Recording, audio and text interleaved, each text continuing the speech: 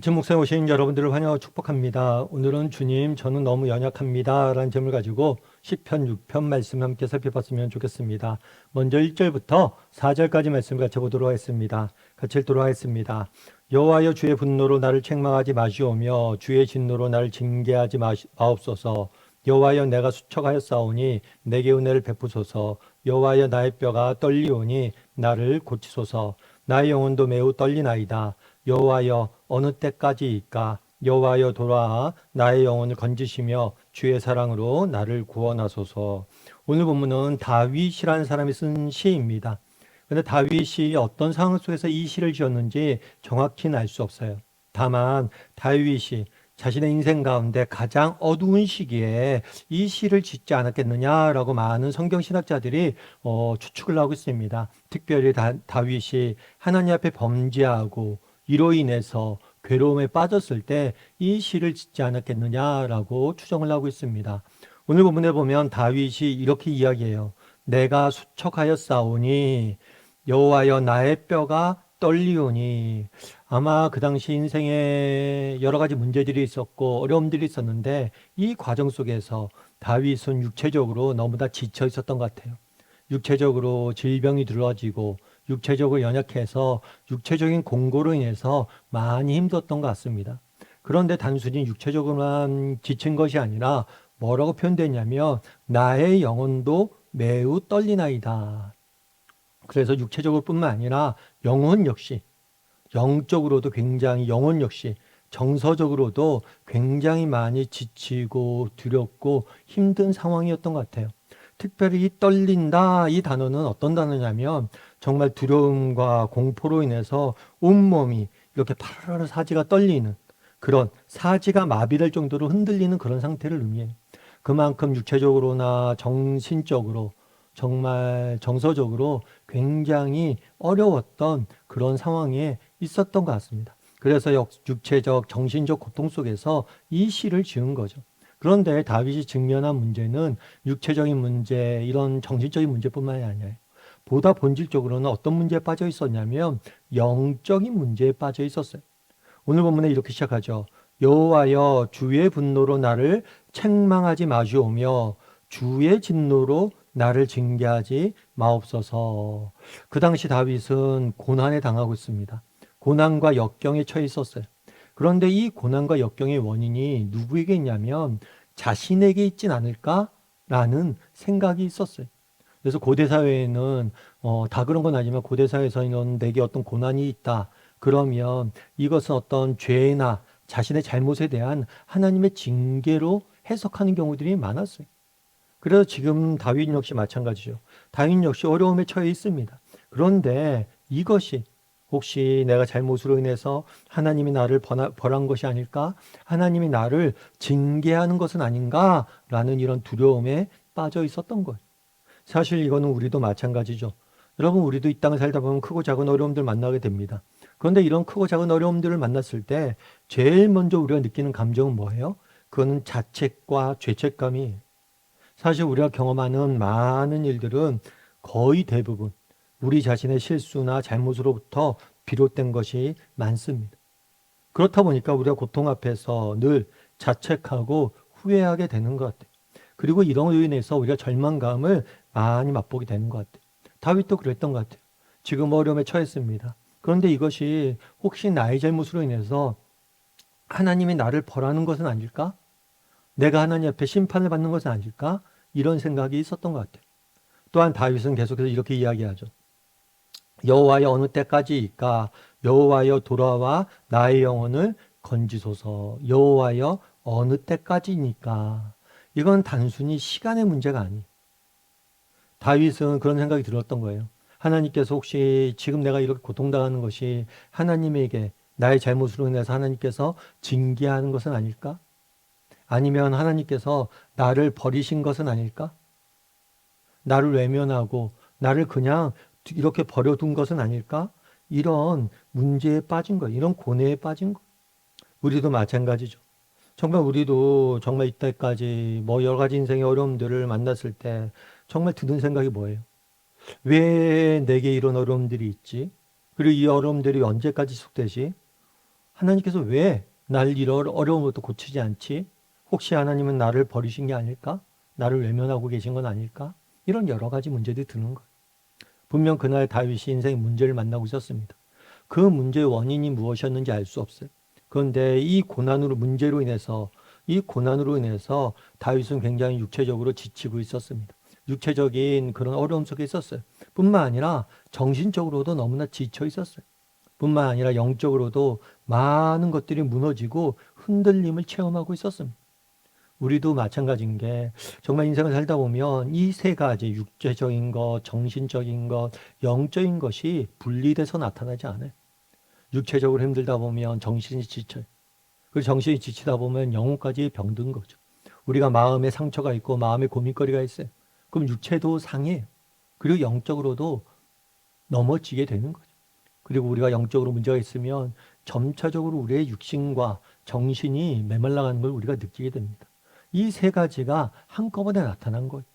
그럼 이런 고난과 역경 속에서 다윗은 어디서 소망을 찾았을까요? 다윗이 찾아와 소망을 찾은 건 뭐냐면 하나님의 사랑이 건지시며 뭐라고 표현해요? 주의 사랑으로 나를 구원하소서. 주의 사랑으로. 하나님께서 이 고난과 역경이 있는데 이 고난으로부터 자기를 구원하라고 이야기를 해요. 구원해달라고 이야기를 해요. 그런데 이 구원해달라는 동기, 근거가 뭐예요? 주의 사랑이. 우리나라 말로는 사랑이라고 되어 있는데 원어로 보면 이거는 헤세드라는 단어예요. 이 헤세드라는 단어는 구약 성경에서 하나님의 사랑을 지칭할 때 많이 쓰는 단어예요. 그런데 이 헤세드라는 단어가 품고 있는 의미가 굉장히 깊고 굉장히 여러 가지 의미를 품고 있습니다. 그래서 이 헤세드라는 단어를 온전히 이해하기가 우리가 쉽지가 않아요. 다만 이 헤세드라는 단어를 쓸 땐 주로 어떤 데 쓰냐? 조건 없는 사랑일 때. 다윗은 지금 인생에 문제가 있습니다. 정말 인생에 어려움들이 있어요. 그런데 그 문제 가운데 하나님 자신을 구원해 달라고, 나를 고쳐주시고 나를 회복시켜 주시고 나를 구해 달라고 기도해요. 그런데 그 근거가 뭐예요? 하나님의 조건 없는 사랑이. 내가 잘나서도 아니고 내가 잘했기 때문도 아니에요. 내가 실수한 거 알겠어요. 내가 부족한 거 알겠어요.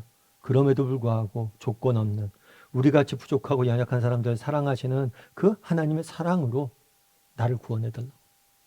다윗이 다르게 말하면 다윗이 지금 의지할 수 있는 건 뭐밖에 없어요? 하나님의 사랑밖에 없어요. 정말 조건 없는 사랑, 무한한 사랑, 그것밖에 없고 그것에 매달리는 모습들을 보게 됩니다. 우리도 마찬가지입니다. 우리도 이 땅을 살면서 크고 작은 어려움들과 고난과 역경을 만날 때가 있고 이로 인해서 고통당할 때가 있어요. 이로 인해서 우리의 마음이 무너지고 우리의 육체가 무너지고 우리의 영혼이 무너질 때를 경험할 때가 있어요. 그런데 그런 상황 속에서도 우리가 소망을 잃지 않을 수 있는 이유가 있습니다. 그것은 이 헤세드의 사랑, 이 조건 없는 사랑, 이 무한한 사랑.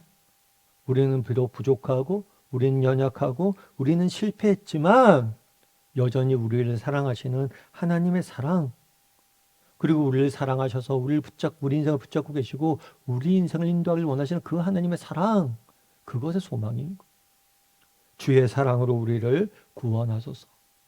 정말 하나님께서 나를 사랑하시고 반드시 나를 구원하실 것이라는 믿음이 다윗은 있었고 그런 믿음으로 어려움들을 이겨내려고 했었던 거예요.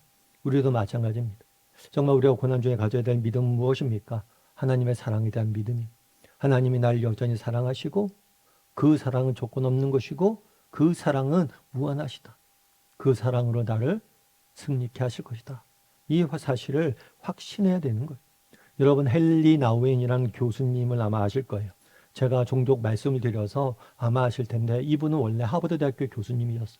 그런데 어느 날 이 모든 교수직을 떠나버리고 캐나다에 있는 데이브레이커라는 굉장히 작은 중증 장애인을 섬기는 공동체에 가서 남은 평생을 헌신하게 됩니다. 많은 사람들이 두 가지 반응을 보였죠. 한 사람들은 야 나우엔 왜 이렇게 재능을 낭비해? 하버드 대학교에서 가르칠 수 있는 게 누구나에게 아무나에게 주어진 게 아니잖아요. 그런데 이렇게 귀한 재능을 왜 낭비하냐는 거예요. 또 하나는 그런 거예요. 반대로 야 대단하다. 그 모든 것을 버려두고 어떻게 가난한 사람들을 위해서 이렇게 헌신할 수 있느냐라고 이야기했어요.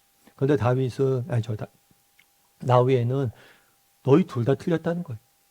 내가 정말 엄청난 희생을 한 게 아니란 거예요. 뿐만 아니라 내가 어리석어서 제 기능을 낭비한 게 아니란 거예요. 내가 이 캐나다에 섬기는 이유는 나 자신 때문이란 거예요. 나는 정말 하버드 대학교에서 교수로서 정말 많은 세상의 인정과 그런 것들을 받을 때보다 지금 이곳에서 더 행복하다는 거예요. 그래서 나라의 행복을 위해서 그곳에 가서 봉사한다는 거죠.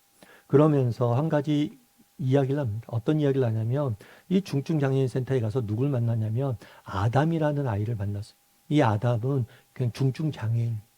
그런데 이 아담이 자기를 너무 좋아하고 따르는 거예요. 그때 그 생각이 들었대요. 아담이 내가 하버드 대학교 교수인 것을 알까? 아담이 내가 쓴 책을 한 권이라도 읽어보았을까? 아니란 거예요.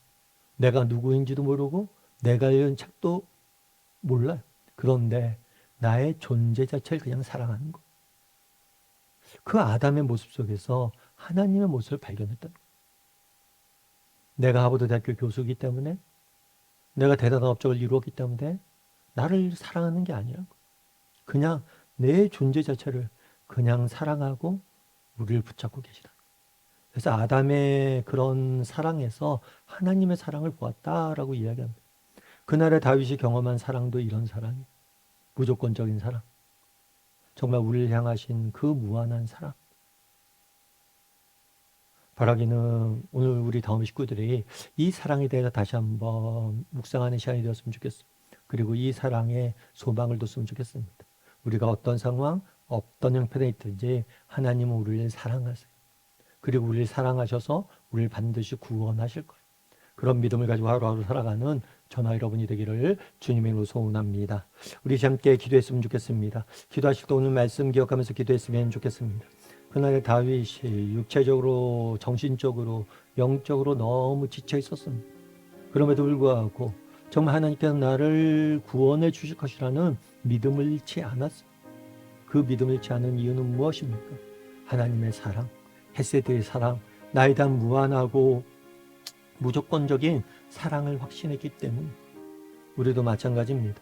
하나님이 우리를 얼마나 사랑하시는지 날마다 깨달아 알게 도와주시고 그 사랑을 따라 살아가게 해달라고, 그 사랑을 붙잡고 살아가게 해달라고 이 시간 목소리로 같이 기도하도록 하겠습니다. 같이 기도하시겠습니다.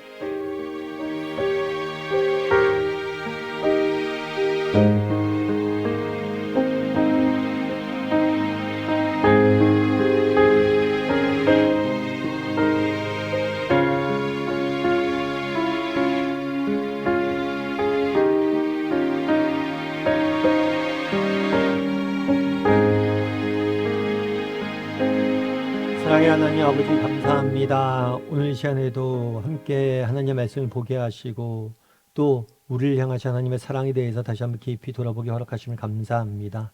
다윗이 육체적으로, 정서적으로, 정신적으로 그리고 영적으로 너무나 지쳐 있었지만 그럼에도 불구하고 나를 사랑하시는 하나님 안에 소망을 찾는 모습을 보게 됩니다. 우리도 하나님께서 우리를 얼마나 사랑하시는지 늘 기억하게 도와주시고 그 사랑을 붙잡고 하루하루 살아갈 줄 아는 어떤 상황 속에서 절망하지 않고 구원에 대한 소망을 잃지 않는 우리 모두가 될 수 있도록 하나님 붙잡아 주시옵소서. 오늘 하루 하나님의 사랑에 대해서 더욱더 깊이 묵상하고 깨닫고 그 사랑을 붙잡고 살아가길 소망하오며 모든 말씀 예수님의 이름으로 기도드립니다. 아멘.